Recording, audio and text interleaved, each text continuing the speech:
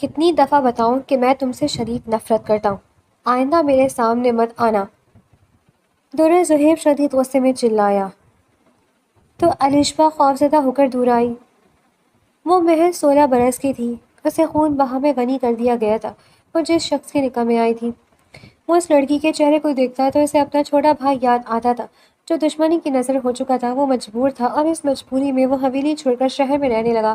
4 سال بعد وہ رات پر لوٹا تو الشبہ کو سنہری رنگ کے فراک میں دیکھ کر اس کا دل زور سے دھڑکا۔ وہ بلا کے حسین لگ رہی تھی، لیکن جب نظر اس کے چہرے کے تیلوں پر پڑی تو زہیب نے چائے لے کر میرے کمرے میں پہنچو۔ وہ بغیر سلام کا جواب دیے حکمیہ انداز سے بولا تو الشبہ کا سانس حلق میں اٹک۔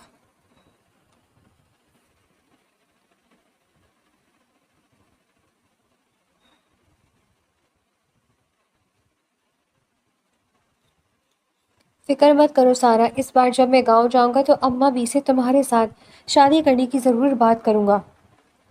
اب میں تمہارے بغیر ایک پل بھی دور نہیں رہ سکتا، یہ دوریاں مجھے کاٹتی ہیں۔ زہیب سارا کا ہاتھ تھامے ہوئے اس کے ہاتھ پر بوسہ دیتے ہوئے پیار سے بولا تھا۔ سارا کی آنکھیں شرم و حیا سے جھکی تھی، چہرے پر گلابی لالیاں بکھرنے لگی تھی۔ آپ بھی نہ زہیب، بس باتیں بناتے رہیں گے اور مجھے شادی کے نام پر اسی طرح لٹکاتے رہیں گے۔ مجھے پتہ ہے کسی دن آپ گاؤں کی گوری سے شادی کر لیں گے اور میں یہاں آپ کا انتظار کرتی رہ جاؤں گی۔ ناراضگی سے بولی تو زہیب نے ایک جاندار قہقہ لگایا تھا۔ گاؤں کی کسی گوری میں اتنی جرأت نہیں ہے کہ وہ زہیب کے دل پر حکمرانی کر کے اس کی زندگی میں شامل ہو سکے۔ اس دل پر صرف تمہارا ہی راج ہے، تمہارے علاوہ کوئی بھی اس دل میں نہیں آ سکتا۔ اسی وقت زہیب کے موبائل پر کال آنے لگی تھی۔ اسکرین پر اماں بی کی کال تھی۔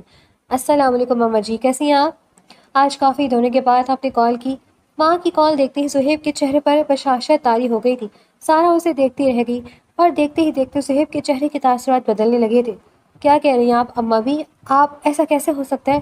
کس نے مارا احمد کو؟ کون ہے یہ جرأت کر سکتا ہے؟ دوسری طرف سے نہ جانے کیا کہا گیا کہ زہیب جلدی سے اٹھ کر کھڑا ہو گیا۔ سارا، مجھے گھر جانا ہوگا ابھی اور اسی وقت۔ کیا ہو گیا زہیب، بتائیں تو، آخر اتنی ایمرجنسی میں جانے کی کیا وجہ ہے؟ مجھے پریشانی ہو رہی ہے سارا، کسی نے احمد کو گولی مار دی ہے، اس کی موت ہو گئی ہے، مجھے جلدی سے جانا ہوگا۔ سارا تو پریشانی سے اس کا منہ دیکھتی رہ گئی۔ ابھی چند پلوں پہلے کتنا خوش تھا اور اب اس کے چہرے پر ویرانیاں سی چھائی ہوئی تھیں۔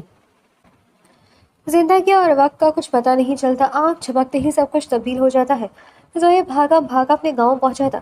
حویلی میں اس کے بھائی کی میت اس کے سامنے پڑی تھی۔ وہ دھاڑے مار مار کر رونے لگا۔ اماں بی کا تو برا حال ہی تھا۔ ہائے میرا بیٹا، میرا پیارا بیٹا، دشمنوں نے میرے بیٹے کو مار دیا۔ ارے میرے بیٹے نے اس کمین کا کیا بگاڑا تھا جو اس نے میرے بیٹے پر جان لیوا حملہ کر کے اس کی جان ہی لے لی۔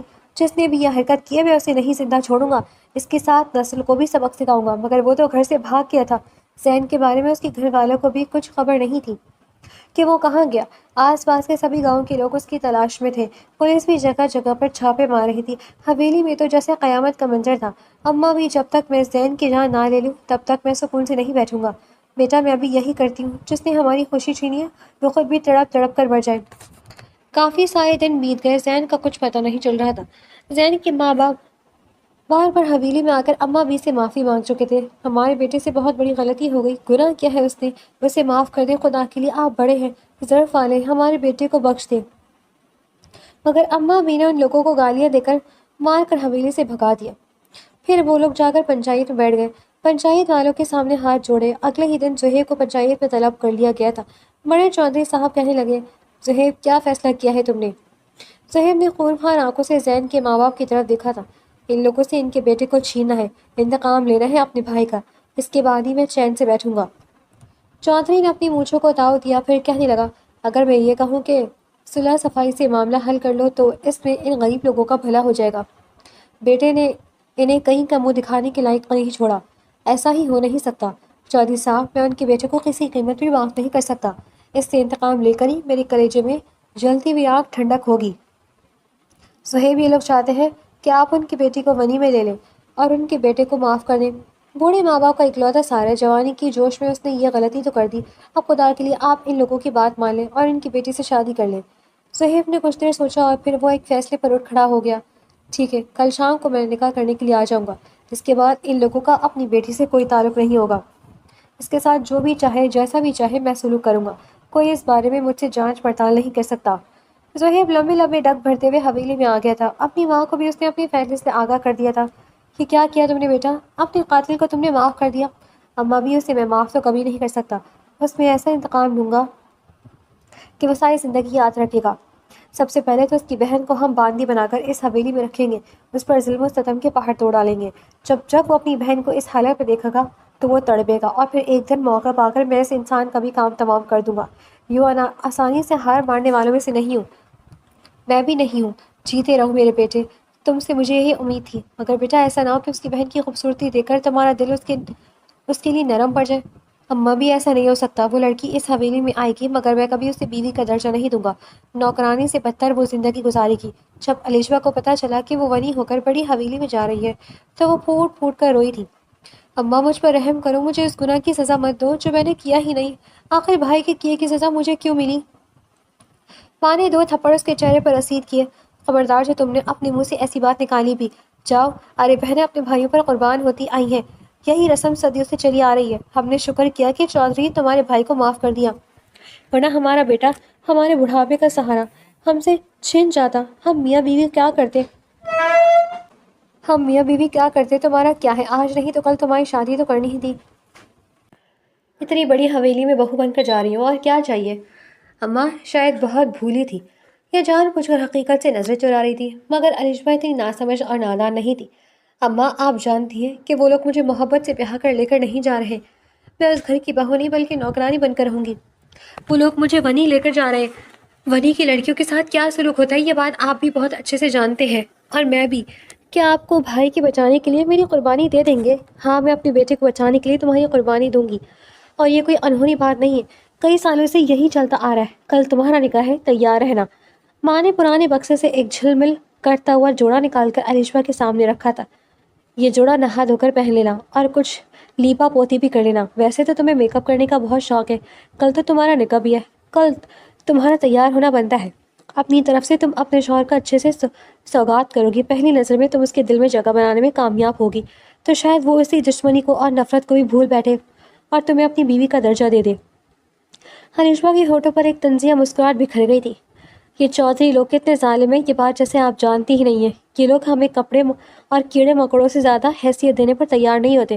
اچھا بس باتیں بنانے کی ضرورت نہیں ہے، جتنا کہا ہے اتنا کرو۔ پوری رات الیشبا کی روتے ہوئے گزری تھی۔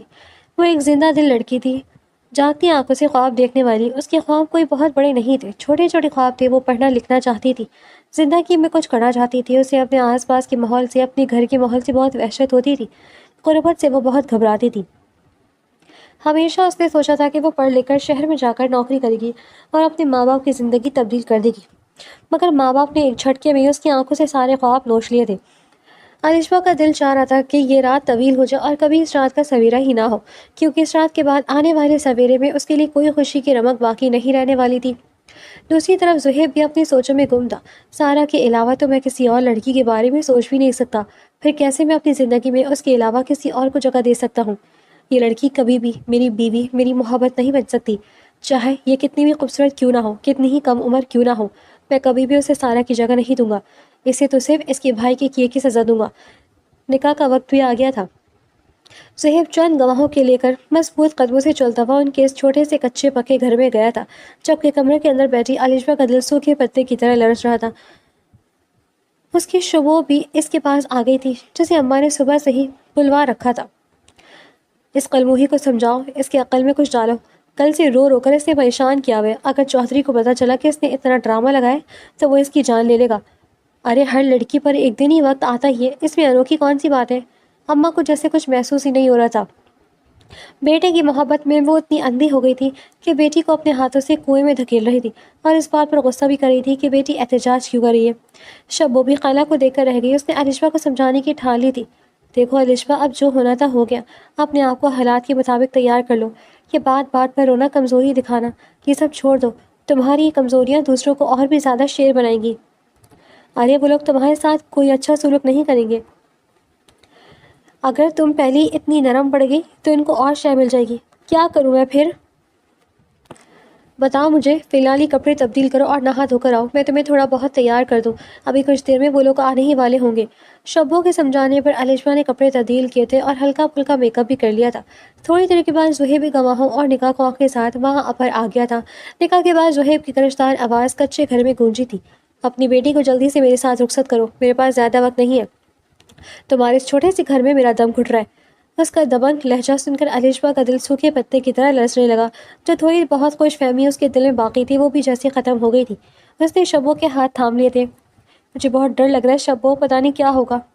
شبو نے اسے اپنے گلے سے لگا لیا اور بمشکل اپنے آنسوؤں کو ضبط کیا۔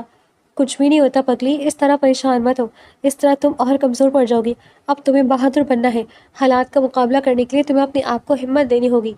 جب الشبا مرے مرے قدموں سے زہیب کی پیچھے چل رہی تھی تو ایک بار پھر سے وہ اس کے ماں باپ کی طرف پلٹ کر کہنے لگا، کبھی اپنے بیٹے کو میرے سامنے بھیجنے کی غلطی مت کیجیے گا، میں اپنے غصے پر قابو نہیں پا سکوں گا، اور پھر مجھ سے شکوہ مت کیجیے گا۔ الشبا کے ماں باپ جیسے زہیب کے قدموں میں گرنے کے لیے تیار تھے۔ آپ فکر مت کریں چودھری صاحب، ہمارا بیٹا کبھی بھی آپ کے سامنے نہیں آئے گا۔ جب وہ لوگ حویلی میں آئے تو ہر طرف ویرانی پھیلی ہوئی تھی، کہیں سے اس کا بات کا احساس ہی نہیں ہو رہا تھا کہ اس حویلی کے ایک لڑکے کا نکاح ہوا ہے۔ ایسے لگ رہا تھا جیسے وہاں پر کسی کی موت ہوئی ہے، اور یہ سچ ہی تھا، حویلی میں ایک جوان لڑکی کی موت ہی تو ہوئی تھی، اور اس موت کا صدمہ سب لوگوں نے اپنے دل پر لے لیا تھا، اور آج زہیب بھی ایک زندہ لاش کی طرح اس گھر میں لے کر آیا تھا۔ الشبا اپنے آپ کو ہر طرح کے حالات کے لیے تیار کری تھی۔ اسے اندازہ تھا کہ یہاں پر اس کا استقبال مار کھانے سے ہوگا، یقیناً اس کے ساتھ ہاتھ میں ڈنڈا لیے اس کا انتظار کر رہی ہوں گی اور اسے دیکھتے ہی اس کے اوپر پل پڑیں گی، مگر یہاں پر معاملہ اس سوچ کے برعکس تھا۔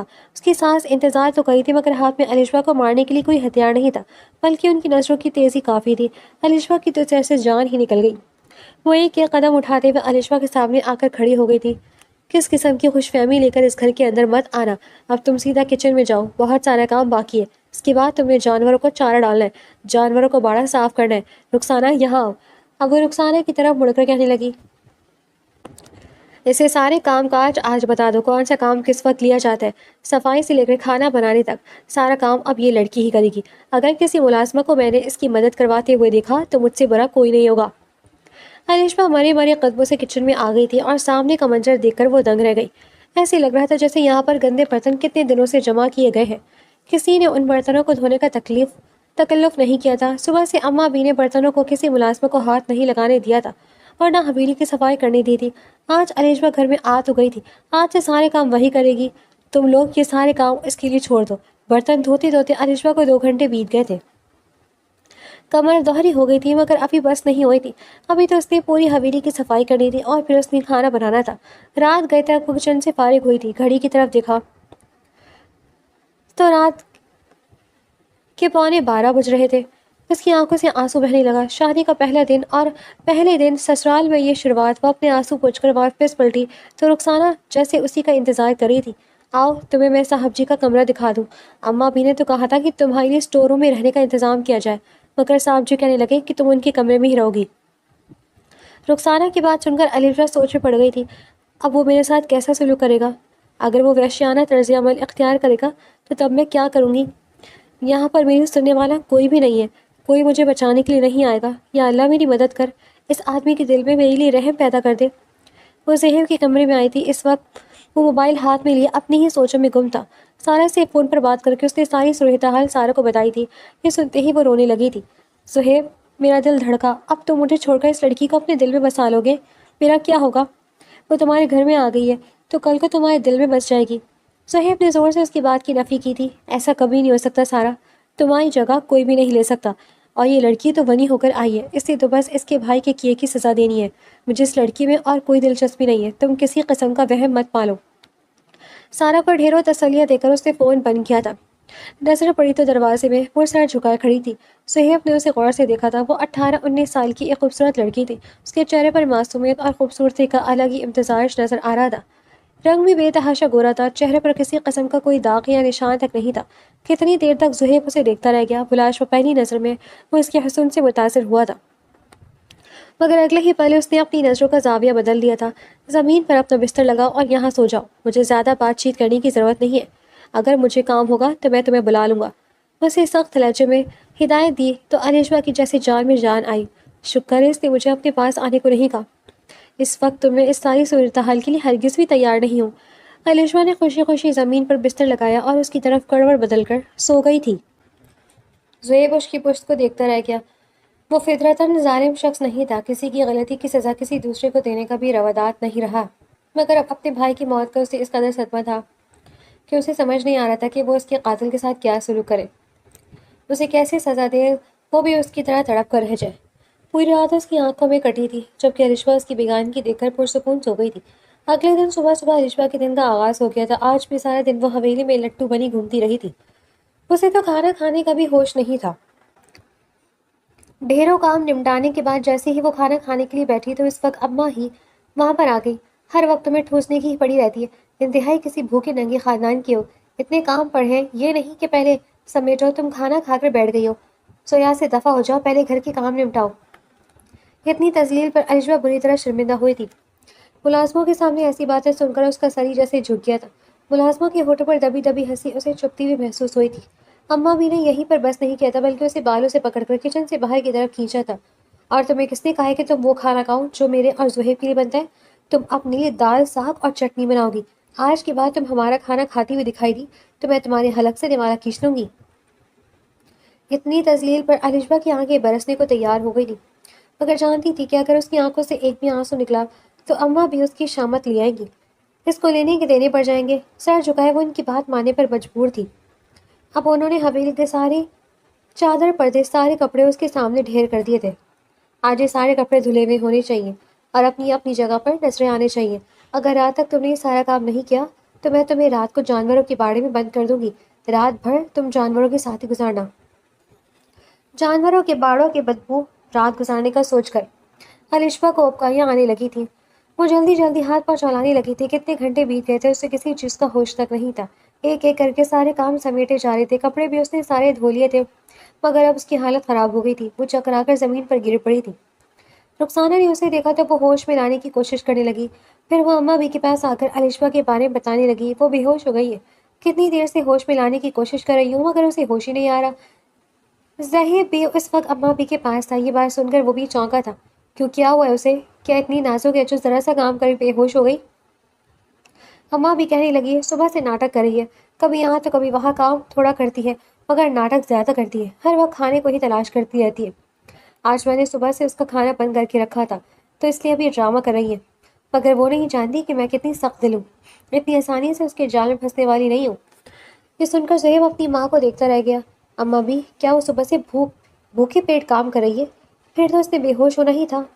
کمزور سی رخسانہ، تم ایسا کرو، اسے اپنے کمرے میں لے جاؤ اور پھر ڈاکٹر کو بلا کر لاؤ، وہ اسے دے کر دوا دے گا تو ٹھیک ہو جائے گی۔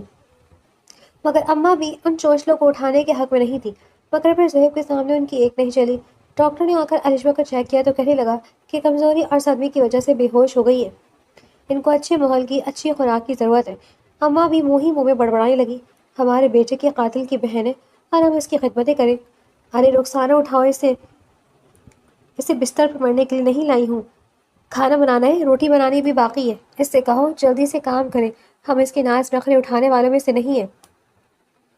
یہ بات علیشا کو بھی پتہ تھی۔ جیسے ہی اسے ہوش آیا تو بمشکل اٹھ کر کچن میں آئی تھی، مگر روٹی بنانا، کھانا بنانا اس وقت اس کی ہمت سے باہر ہو رہا تھا، اس کا سر بری طرح چکرا رہا تھا۔ رخسانہ اس کی مدد کو آگے آئی، تم یہ بات کسی کو نہیں بتانا کہ تمہارے حصے کا کام میں نے کیا ہے، ورنہ اماں بھی مجھے سخت سزا دیں گی۔ علیشا اسے مشکور نظروں سے دیکھنے لگی۔ رخسانہ نے جلدی سے جلدی کھانا بنایا اور پھر روٹی بنا کر اسے کہنے لگی، اب کھانا تم سب کو دو گی، کسی کو شک نہیں ہونا چاہیے۔ علیشا نے سر ہلا کر اسے یقین دہانی کرائی، مگر جب وہ کھانا لے کر ٹیبل پر لگانے لگی تو اسے ایک بار پھر سے چکر آ گیا، کھانا زمین پر گر گیا۔ اماں بھی وہیں سے اٹھ کر اس کے منہ پر تھپڑ مارنے لگی تھی، ہمارا اتنا نقصان کر دیا تم نے، رزق کی بے حرمتی کر دی، بہت ہی گھٹیا لڑکی ہو تم، تمہارے ماں باپ بہت گندے ہیں جنہوں نے تمہاری ایسی تربیت کی ہے، رزق کی حرمت بھی نہیں سکھائی۔ ایک وہ تمہارا بھائی ہے جس نے میرے معصوم بے گناہ بیٹے کی جان لے لی، اور ایک تم ہو جو ہمارے گھر میں آ کر ہماری خوشیوں کی دشمن بن گئی ہو۔ ارے تمہیں دیکھتی ہوں تو اپنے بیٹے کا چہرہ یاد آ جاتا ہے۔ اماں بھی زور زور سے رونے لگی تھی، سینہ پیٹنے لگی تھی۔ زہیب نے انہیں بمشکل چپ کروایا تھا، تم چلی جاؤ یہاں سے، دیکھ نہیں رہی تمہیں دیکھ کر اماں کی طبیعت خراب ہو گئی ہے، جاؤ یہاں سے اور رخسانہ کو بھیجو۔ زہیب نے بمشکل اماں کو ہی چپ کروایا تھا اور پھر انہیں کھانا کھانے کے لیے راضی کیا تھا۔ باقی کا کام رخسانہ نے کیا تھا۔ اب اماں بھی کہنے لگی، اس کی زیادہ خدمت کرنے کی ضرورت نہیں ہے، رخسانہ اسے سر پہ مت چڑھا، صبح صبح اسے اٹھا دینا، کل اس نے حویلی کے سارے فرش دھونے ہیں۔ رخسانہ نے الجبا کو دودھ کے ساتھ بخار اور درد کی دوا دی تھی۔ یہ دوا لے لو، صبح تک تمہاری طبیعت بہتر ہو جائے گی۔ کل تم نے بہت سارا کام کرنا ہے، اگر اسی حالت میں تم کام کرتی رہی تو ایک دن مر ہی جاؤ گی۔ الجبا بے بسی سے ہنس دی تھی۔ اچھا ہے مر جاؤں، ایسی زندگی کا کیا فائدہ؟ یہاں تو روز مرتی ہوں روز جیتی ہوں۔ اچھا ایک بار مروں گی تو سب لوگ دفنا دیں گے اور روز روز مجھے کوئی اذیت بھی نہیں دے گا۔ سارا دن وہ اماں بی کی انگلیوں پر ناچتے ہوئے حویلی کے کام کرتی رہتی۔ جب بھی زہیب اسے دیکھتا تو اس کی آنکھوں کے سامنے احمد کا چہرہ آ جاتا اور وہ بری طرح آزاردہ ہو جاتا۔ ایک دن وہ کہنے لگا، اماں بھی میں شہر جا رہا ہوں، یہاں پر جو زمینوں کا کام تھا وہ میں نے منشی جی کو سونپ دیا ہے۔ شہر میں بھی تو میں نے اپنے بزنس کو اکیلے ہی دیکھنا ہے۔ اچھا ہے یہاں سے کچھ دن دور رہوں گا تو طبیعت بھی تھوڑا بہتر ہو جائے گی، ورنہ اس لڑکی کو دیکھ دیکھ کر تو میرا خون کھولتا ہے۔ تم صحیح کہہ رہے ہو بیٹا، اسے دیکھ کر تو میرا خون بھی کھولتا ہے، جی چاہتا ہے اس کے ابھی اتنے ٹکڑے کروں کہ کسی سے گنی نہ جائے، اور پھر ان ٹکڑوں کو اس کے ماں باپ اور بھائی کے سامنے پھینک دوں، اور پھر ان کی اذیت کا بھی ایسا ہی تماشا دیکھوں۔ جب بھی اماں بھی کو اپنے بیٹے کی یاد آتی تو وہ علیش پر ظلم و ستم کے پہاڑ توڑ دیتی اور وہ اپنی خاموشی سے ان کے سارے ستم کو سہتی جاتی۔ اگلی صبح زہیب نے یہاں سے چلے جانا تھا۔ آج رات وہ اپنے کمرے میں لیٹا آنے والے وقت کے بارے میں ہی سوچ رہا تھا، جب علیشور زمین پر آ کر اس کی طرف کمر کر کے لیٹ گئی تھی۔ آج موسم بہت خوبصورت تھا، باہر ٹھنڈی ٹھنڈی ہوائیں چل رہی تھیں، بارش بھی برس رہی تھی۔ اس موسم میں زہیب ہمیشہ ہی دیوانہ سا ہو جاتا تھا، اسے یہ ہلکی پھلکی کن بگ بہت اچھی لگتی تھی۔ یہ سب سارا کوئی بہت پسند تھا، مگر یہ ساری باتیں شادی سے پہلے کی تھی۔ اب تو اس کے ذہن میں کوئی خوشی، کوئی خوشگوار یاد کا احساس باقی نہیں تھا۔ زہیب اپنے کمرے سے نکل کر باہر آ گیا۔ کافی دیر تک وہ بارش کے لطف سے ڈوبا رہا۔ کافی دیر بھیگنے کے بعد وہ کمرے میں آ گیا۔ اب اسے ہلکی پھلکی خنکی کا احساس بھی ہو رہا تھا۔ کپڑے تبدیل کرنے کے بعد وہ اپنے بیڈ پر آ کر لیٹا تو ناگہان اس کی نظر علیشا پر پڑی۔ خلاف معمول اس وقت علیشا نے اس کی طرف اپنا چہرہ موڑ رکھا تھا۔ اس کے چہرے پر ہلکی ہلکی مسکراہٹ تھی، شاید وہ خواب میں مسکرا رہی تھی۔ آج تک زہیب نے اسے کبھی مسکراتے ہوئے نہیں دیکھا تھا، اس لیے اسے یہ منظر بہت عجیب لگا۔ وہ حیرت سے علیشا کو دیکھنے لگا تھا۔ وہ بے ترتیب سے انداز میں سوتے ہوئے زہیب کی دھڑکنوں کو بے ترتیب کر گئی۔ کافی دیر تک وہ اپنی حالت پر قابو پانے کی کوشش کرتا رہا، مگر پھر جذبات میں بہہ کر اس نے وہ سب کر دیا جو شاید عام حالات میں وہ کرنے کا سوچ بھی نہیں سکتا تھا۔ علیشا زہیب کی قربت سے خائف ہو رہی تھی، وہ اس کے بازوؤں میں پوری طرح گھبرائی تھی۔ زہیب کی گرفت سے اس نے نکلنے کی بہت کوشش کی۔ زہیب کی گرفت خاصی مضبوطی تھی۔ علیشا جیسی دہان وہاں لڑکی اور ان بازوؤں کے اثار کو توڑنے میں ناکام ہو رہی تھی۔ پھر اس نے خود کو حالات کے دھارے پر چھوڑ دیا تھا۔ اچانک کب وہ سو گئی تھی، جب اگلے دن زہیب کی آنکھ کھلی تو وہ بری طرح شرمندہ ہوا۔ اپنے کیے گئے اقدام پر اسے بہت پچھتاوا بھی ہوا تھا۔ اس نے ایک نظر علیشا پر ڈالی جو اس کے ساتھ بیڈ پر لیٹی ہوئی بہت پرسکون نظر آ رہی تھی۔ ابھی بھی شاید وہ گہری نیند میں تھی۔ زہیب اٹھ کر بیٹھ گیا اور گہرے گہرے سانس لینے لگا۔ یہ کیا کر دیا میں نے؟ یہ سب تو میں نے سوچا بھی نہیں تھا۔ سارا کا حق میں کسی اور کو کیسے دے سکتا ہوں؟ شاید میری بھی اپنے جذبات پر بند باندھنا مشکل ہو رہا ہے۔ آج ہی میں سارا سے اپنے اور اس کی شادی کی بات کرتا ہوں، اور پھر اماں بھی کو بھی منا لوں گا۔ اماں بھی کو بھلا کیا اعتراض ہو سکتا ہے؟ اسی وقت دروازہ زور زور سے کھٹکھٹانے کی آواز آئی تھی۔ علیشا بری طرح گھبرا کر اٹھی اور پھر جلدی سے کمرے سے باہر نکل گئی۔ زہیب اس کی پشت کو دیکھتا رہ گیا۔ آج ہی وہ شہر واپس روانہ ہو گیا تھا۔ ابھی تک اس نے سارا کو اپنے آنے کی اطلاع نہیں دی تھی۔ ابھی 2 دن پہلے اس نے سارا سے بات ہوئی تھی۔ اس نے بتایا تھا کہ اس حویلی میں علیشا کے ساتھ کیا سلوک کیا جا رہا ہے۔ وہ نہیں چاہتا تھا کہ سارا کے دل میں کسی قسم کا بھی شک پیدا ہو کہ وہ علیشا کی وجہ سے غیر محفوظ محسوس کرے، یا یہ نہ سمجھے کہ زہیب اسے چھوڑ کر اپنی بیوی پر پوری طرح لٹو ہو گیا ہے۔ اسے یقین دلانے کے لیے وہ سب سچ اسے بتانے چلا گیا تھا۔ دوسری طرف وہ مطمئن ہوئی یا نہیں، مگر زہیب کا دل ہلکا ضرور ہو گیا تھا۔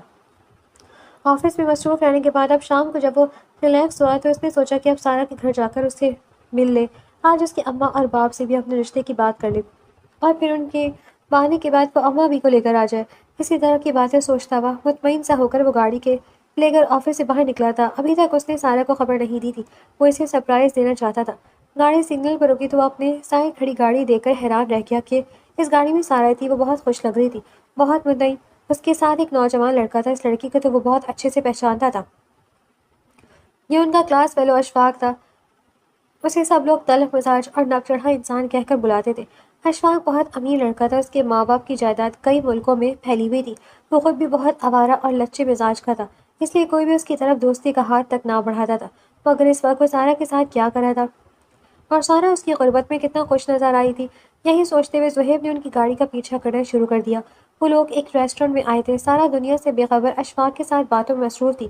اور وہ بھی ہر چیز سے بیگانہ ہو کر سارا میں کھویا ہوا تھا۔ انہیں زہیب کے پاس آنے کا اندازہ تک نہیں ہو سکا۔ زہیب ان کے ساتھ والی چیئر پر بیٹھ گیا تھا، اس کی پشت ان کی طرف تھی، مگر وہ ان کی آواز کو صاف سن سکتا تھا۔ اشفاق کی بات سن کر زہیب کی رگیں جیسے تن گئی تھی۔ سارا، مجھے یقین نہیں آ رہا کہ تم نے میری شادی کا پروپوزل قبول کر لیا ہے۔ تمہارے ماں باپ کو بھی میں پسند آیا ہوں۔ میں تو یہ سمجھا تھا کہ تم زہیب سے شادی کرو گی۔ ہر وقت دونوں ساتھ رہتے تھے۔ میں سمجھا کہ زہیب کبھی بھی ہم دونوں کے قریب آنے نہیں دے گا۔ سارا کی قہقی آواز گونجی تھی۔ ارے تم اس زہیب کی بات کر رہے ہو یار، وہ تو بہت ہی بدھو ہے۔ میں تو اس کے ساتھ دوستی کر کے پھنسی گئی۔ شکر کرتی ہوں کہ اس کے ساتھ میں نے شادی نہیں کی، ورنہ ایسے انسان کے ساتھ زندگی گزارنے کا سوچ کر ہی میں مر جاتی۔ کیوں، ایسا کیا ہوا؟ تم دونوں میں تو بہت دوستی تھی۔ اشفاق اسے کریتے ہوئے بولا تھا۔ دوستی کی حد تک ٹھیک ہے، مگر ایسے انسان کے ساتھ زندگی نہیں گزاری جا سکتی۔ اتنا تنگ ذہن، اتنا ظالم، اور اس کی ماں وہ بھی بہت ظالم ہے۔ تم نہیں جانتے کہ انہوں نے اس معصوم لڑکی کے ساتھ کتنا ظلم کیا ہے۔ اس کو ونی بنا کر گھر میں رکھا ہوا ہے۔ اس کے ساتھ نوکروں سے بدتر سلوک کیا جاتا ہے۔ تو خود بتاؤ، ایسے گھر میں شادی کر کے کیسے جا سکتی ہوں؟ جس انسان کو ایک مظلوم لڑکی کی پرواہ نہیں ہے، وہ اسے اس بات کی سزا دے رہا ہے جو اس نے کی ہی نہیں، تو کل کو وہ مجھے بھی اسی طرح اپنی حویلی میں قید کر کے رکھے گا۔ مجھے بھی وہ کسی نہ کسی ایسی بات پر ضرور سزا دے گا جو کبھی میں نے کی ہی نہیں ہوگی۔ اس لیے بہتر یہی ہے کہ میں اس انسان سے اپنے راستے جدا کر لوں۔ زہیب کے پاؤں کے نیچے سے جیسے زمین نکل گئی تھی۔ وہ بری طرح حیران و پریشان رہ گیا تھا۔ سارا اس کے بارے میں اور بھی بہت کچھ کہہ رہی تھی، اس کا مذاق اڑا رہی تھی، اس کی محبت کی توہین کر رہی تھی، اور وہ اس جگہ مزید برداشت نہیں کر سکتا تھا۔ لمبی لمبی ڈگ بڑھتا وہ اپنے اپارٹمنٹ میں گیا تھا۔ اپارٹمنٹ کی خاموشی اس وقت زہیب کو کاٹنے کو دوڑی تھی۔ سارا کے ایک ایک لفظ نے اس کے دل پر خنجر چلائے تھے۔ جس لڑکی کو اس نے اپنی زندگی کا ساتھ مانا، جس کی خاطر وہ اپنی ماں کے سامنے ڈٹ جانے کا ارادہ رکھتا تھا، اس نے اتنی آسانی سے اس کے خلوص، اس کی محبت اور اس کی خاندانی اقتدار کا مذاق اڑایا تھا۔ وہ گھٹنوں کے بل فرش پر بیٹھ گیا اور دونوں ہاتھوں سے اپنا سر تھام لیا۔ زندگی نے اسے اتنی جلدی اور اتنی بڑی حقیقت دکھا دی تھی کہ وہ چاہ کر بھی سنبھل ہی نہیں پا رہا تھا۔ سارا کی بے وفائی کا دکھ اس کے بھائی احمد کی موت کے صدمے سے کم نہیں تھا۔ احمد کو تو دشمنوں نے مارا تھا، لیکن سارا نے تو اس کے بھروسے اور اس کی روح کو قتل کر دیا تھا۔ وہ پوری رات اسی کرب میں جاگتا رہا اور اس کی آنکھوں سے آنسو بہتے رہے۔ اسے بار بار وہ منظر یاد آتا رہا جب سارا اشفاق کا ہاتھ تھامے ہنس رہی تھی اور زہیب کو بدو اور تنگ ذہن کہہ رہی تھی۔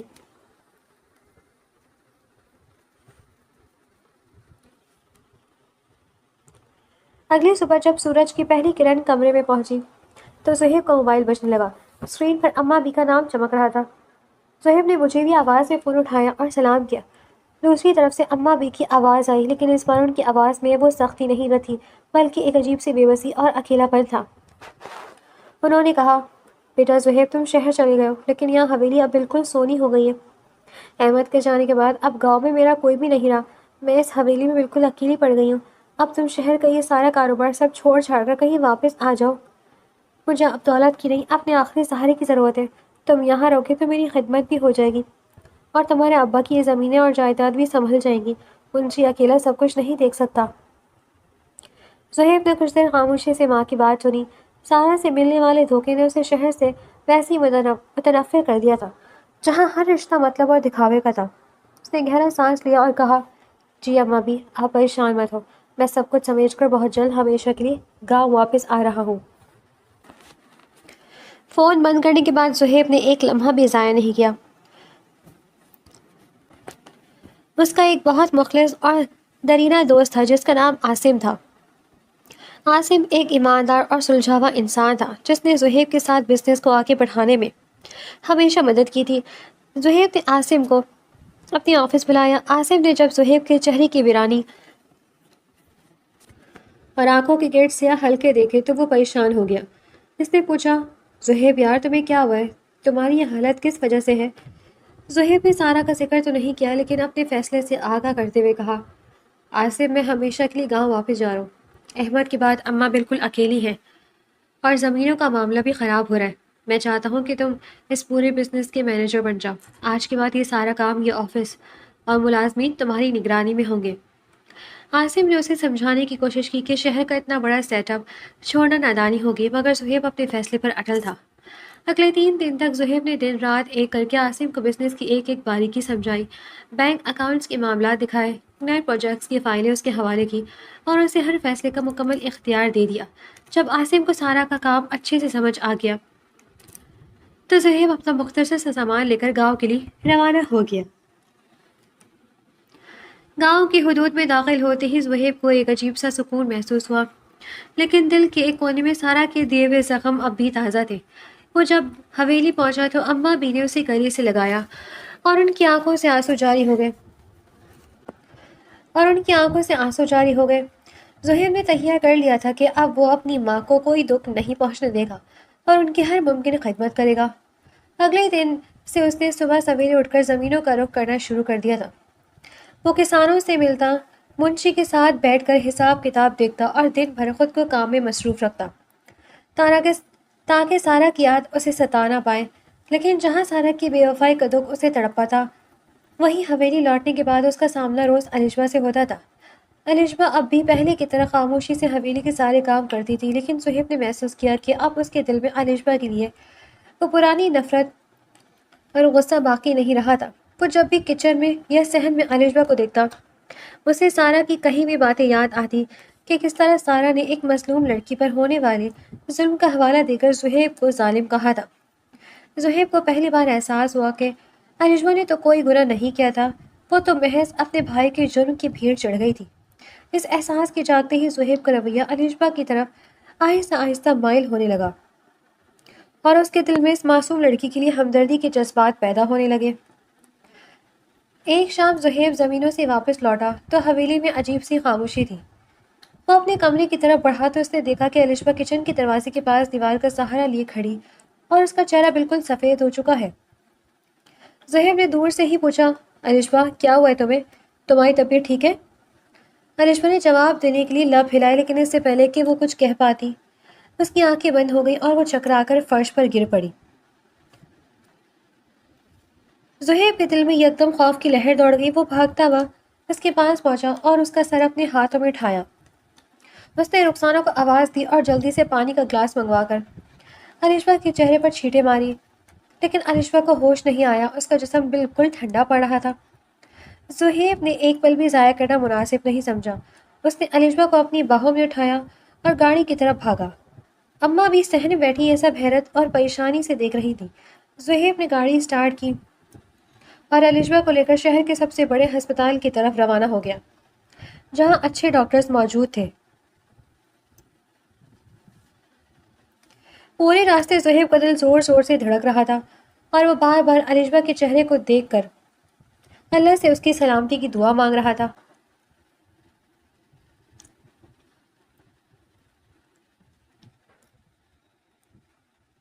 ہسپتال پہنچ کر ڈاکٹر نے الشبا کو فوراً ایمرجنسی وارڈ میں منتقل کر دیا اور اس کا معائنہ شروع کیا۔ زہیب باہر راہداری میں چکر کاٹتا رہا۔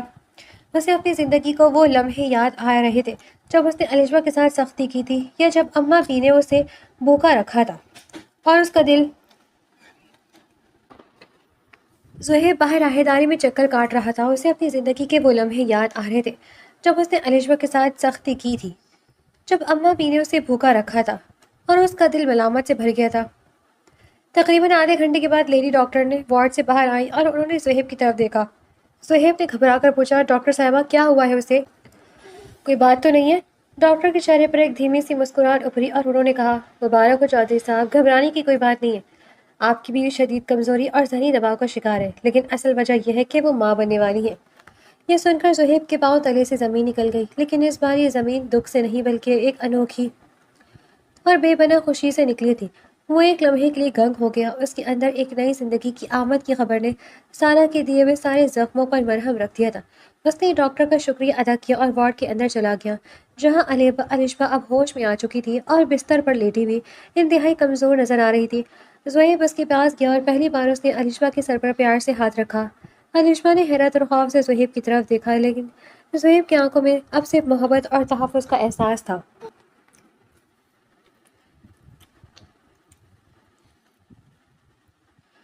اگلے دن جب الشبا کی طبیعت تھوڑی سنبھل گئی تو زہیب اسے لے کر حویلی واپس آ گیا۔ الشبا کو کمرے میں آرام کرنے کا کہہ کر زہیب سیدھا اماں بی کے پاس صحن میں گیا، جہاں وہ تسبیح پڑھ رہی تھی۔ زہیب ان کے سامنے فرش پر بیٹھ گیا اور ان کا ہاتھ اپنے ہاتھوں میں لے کر بولا، اماں بھی، مجھے آپ کو ایک بہت بڑی خوشی کی خبر دینی ہے۔ اللہ پاک احمد کے جانے کا غم کم کرنے کے لیے ہمارے گھر میں ایک نئی خوشی بھیج رہا ہے۔ ارشما ماں بننے والی ہے اور اب دادی بننے والی ہے۔ یہ سنتے ہی اماں بھی کے ہاتھ سے تسبیح چھوٹ کر گر گئی۔ ان کے چہرے پر حیرت، انکار اور صدمے کے ملے جلے تاثرات ابھرے۔ انہوں نے زہیب کا ہاتھ جھٹکا اور بولی، ایسا کیسے ہو سکتا ہے زہیب؟ وہ لڑکی اس حویلی میں اس دشمن کی نسل پروان چڑھے گی جس نے میرے احمد کا خون بہایا؟ میں کبھی قبول نہیں کروں گی۔ زہیب نے نرمی سے اپنی ماں کا ہاتھ دوبارہ تھاما اور کہا، اماں بھی، اللہ کے کاموں میں انسان دخل اندازی نہیں کر سکتا۔ جو جان چلی گئی وہ واپس نہیں آ سکتی، لیکن جو جان اللہ دنیا میں بھیج رہا ہے اس پر ہمارا کوئی اختیار نہیں ہے۔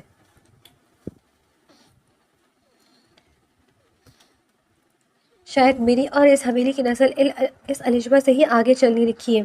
ہم کب تک اس نفرت کی آگ میں جلتے رہیں گے؟ مگر بیٹا، پھر بھی وہ دشمنوں کی بیٹی ہے۔ زہیب کہنے لگا، ماں وہ دشمنوں کی بیٹی ہے، مگر وہ ہمارے دشمن نہیں ہے، وہ اس گھر کی بہو ہے۔ اگر آپ اسے بیٹی سمجھیں گی تو آپ کی بیٹی بن کر دکھائے گی۔ آج تک اس نے کبھی آپ کے سامنے پختہ نہیں کی، کہیں ایسا نہ ہو کہ ہمیں اس کی آہ لگ جائے۔ اور ماں، وہ بے گناہ ہے، ہمیں اس کی بد دعا لینے سے ڈرنا چاہیے۔ اماں بھی نے زہیب کی باتیں سنی تو ان کی آنکھوں سے آنسو بہنے لگے۔ زہیب نے اپنی بات جاری رکھتے ہوئے کہا، اماں بھی، سچ تو یہ ہے کہ ہم نے اس معصوم لڑکی کے ساتھ بہت ظلم کیا ہے۔ جو گناہ اس کے بھائی زین نے کیا تھا اس کی سزا ہمیں اس بے گناہ کو نہیں دینی چاہیے تھی۔ صدیوں سے چلی آنے والی یہ ونی کی رسم صرف ظلم کو جنم دیتی ہے۔ الشما نے تو کبھی کسی کا برا نہیں چاہا۔ وہ دن رات ہماری حویلی کی نوکرانی بن کر ستم سہتی رہی، لیکن اس نے کبھی اف تک نہیں کیا۔ اب اس کے وجود میں جو بچہ ہے وہ میرا خون ہے، آپ کا اپنا پوتا یا پوتی ہے۔ کیا ہم اس معصوم بچے کو بھی اس دشمن کی سزا دیں گے؟ زہیب کی باتیں سیدھی اماں بھی کے دل پر اثر کر گئی۔ انہیں یاد آیا کہ کس طرح انہوں نے الشما کو بالوں سے پکڑ کر کچن سے نکالا تھا، کس طرح اسے بھوکا رکھا تھا، اور ان کا دل گناہ کے احساس سے تڑپ اٹھا۔ انہوں نے زہیب کی طرف دیکھا اور روتے ہوئے بولی، بیٹا تم سچ کہہ رہے ہو، نفرت نے میری آنکھوں پر پٹی باندھ دی تھی۔ میں بھول گئی تھی کہ وہ بھی کسی کی بیٹی ہے۔ اللہ مجھے معاف کرے، میں نے واقعی اس بچی پر بہت ظلم کیا۔ اب اس گھر میں کوئی ظلم نہیں ہوگا۔ اب جو بچہ آئے گا ہمارے احمد کی کمی کو پورا کرے گا، وہ ہماری خوشیاں واپس لے کر آئے گا۔ اس دن کے بعد سے حویلی کا ماحول بالکل تبدیل ہو گیا۔ اماں بھی خود الشبا کے کمرے میں گئیں، اس کے سر پر چادر دی اور اس کے ماتھے پر بوسہ دے کر اپنے کیے کی معافی مانگی۔ الشبا جو اب تک صرف نفرت اور خوف کا سامنا کرتی آئی تھی، اماں بھی کی اس تبدیلی پر پھوٹ پھوٹ کر رو پڑی۔ اماں بھی نے رخسانہ اور حویلی کے تمام ملازمین کو سخت تاکید کر دی کہ آج کے بعد الشبا کچن کا یا حویلی کا کوئی کام بھی نہیں کرے گی۔ اسے صرف آرام اور اچھی خوراک کی ضرورت ہے۔ زہیب نے بھی الشبا کی دیکھ بھال میں کوئی کسر نہیں چھوڑی تھی۔ وہ اب ہر روز الشبا کے لیے پھل، اچھے کپڑے اور ادویات لے کر آتا تھا۔ وہ شام کو جب زمینوں سے واپس آتا تو الشبا کے پاس بیٹھتا، اس سے باتیں کرتا اور اس کا خیال بھی رکھتا تھا۔ الشبا کے دل سے بھی اب آہستہ آہستہ زہیب کا خوف ختم ہونے لگا تھا، اور اس کی جگہ زہیب کی خلوص اور محبت نے لے لی تھی۔ سارا کی بے وفائی کا جو داغ زہیب کے دل پر لگا تھا، الشبا کی معصومیت اور وفاداری نے اسے پوری طرح سے دھو دیا تھا۔ حویلی جو کبھی احمد کی موت کے بعد ماتم کدہ بنی ہوئی تھی، اب آنے والے بچے کی آہٹ اور زہیب اور الشبا کی محبت کی وجہ سے دوبارہ سے مسکراہٹوں سے گونجنے لگی تھی، اور ہر طرف سکون ہی سکون پھیل گیا تھا۔